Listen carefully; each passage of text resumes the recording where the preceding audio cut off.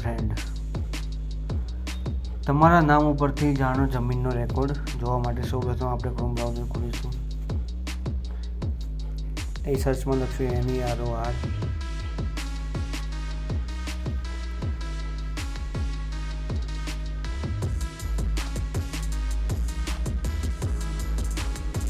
NEROR લખ્યા પછી સૌપ્રથમ પહેલી લિંક આવશે. લિંક પણ ડિસ્ક્રિપ્શનમાં આપેલી છે, ત્યાંથી તમે ડાયરેક્ટ જઈ શકો છો.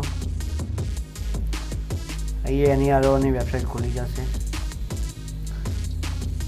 અહીંયા સ્ક્રોલ કરવાનું રહેશે. આપણે જમીનનો રેકોર્ડ જોવા માટે ગ્રામ્ય ઉપર ક્લિક કરીશું. સૌપ્રથમ પહેલાં આપણે અહીંયા વિકલ્પ પસંદ કરીશું. એની અંદર નીચે આવીશું અને ખાતેદારના નામ પરથી ખાતું જાણો તેની પર ક્લિક કરીશું. તમારો જે જિલ્લો લાગુ પડતો હોય એ સર્ચ કરીશું. આપણે કોઈ પણ એક જિલ્લો લઈ લઈએ છીએ. બનાસકાંઠા લઈએ છીએ, તાલુકો લઈએ છીએ, પાલનપુર લઈ લઈએ છીએ. પાલનપુરમાં તમારું ગામ પણ જે પણ હોય અથવા તમારું જે જિલ્લાનું ગામ હોય એ સિલેક્ટ કરવાનું રહેશે. અહીં આપણે અલીગઢ લઈશું.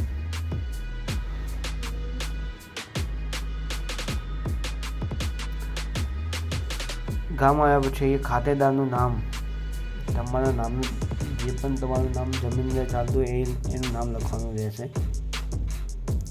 આપણે કોઈ પણ એક નામ લખી દઈએ છીએ, અજમલજી.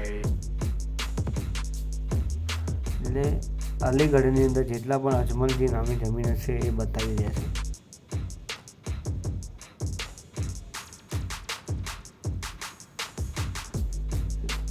અજમલજી નામે કોઈ જમીન છે નહીં.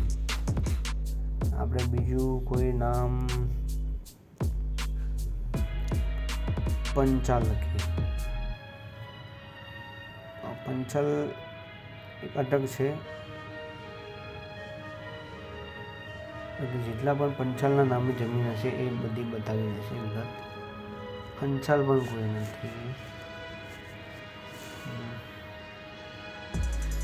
કોઈ બીજું ગામ સિલેક્ટ કરી દઈએ.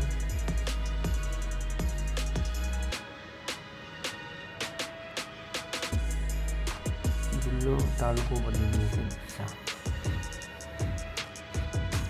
ડીસામાં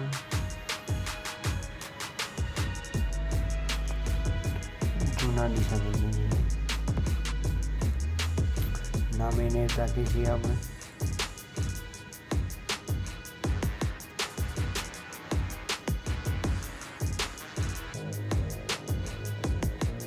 આપણે પાછી અટક નાખીએ છીએ.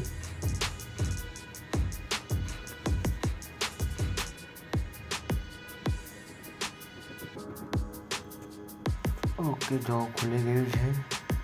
ડીસામાં જેટલા પણ આપણે જે પણ નામ સર્ચ કર્યું હોય એમાં આવી ગયા. અંબાજી જમાજી, મગનજી પછી લાલજી જમાજી, આ બધાની જમીન જૂના ડીસાની અંદર છે. એ પહેલે ક્રમમાં ખાતા નંબર આવશે, બીજામાં સર્વે નંબર અને બ્લોક નંબર લખ્યો છે. ત્રીજા ખાનાની અંદર ખાતેદારનું નામ હશે. કારણ કે ખાતા નંબરની અંદર 121 છે, સર્વે નંબર 2485 છે. એની અંદર જમીન એક છે પણ એની અંદર બધાના અલગ અલગ નામ છે. આ રીતે તમે તમારા નામ ઉપરથી જમીન ગોતી શકો છો. ધન્યવાદ. અમારી ચેનલને સબસ્ક્રાઈબ કરો, લાઈક કરો અને શેર કરો.